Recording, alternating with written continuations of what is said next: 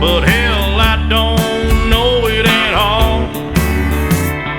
One thing that's certain, and I think old Hank would agree, that sure don't sound like country to me.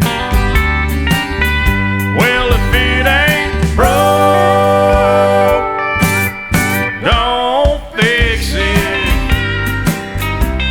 If it ain't Johnny, Merle, or Hank, or Waylon Jennings,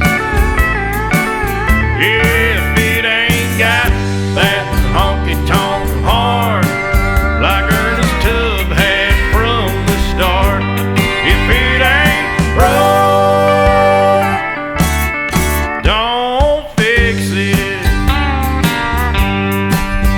Well, nowadays in Nashville is like the Hollywood of the South. So-called country singers singing songs they know nothing about, swimming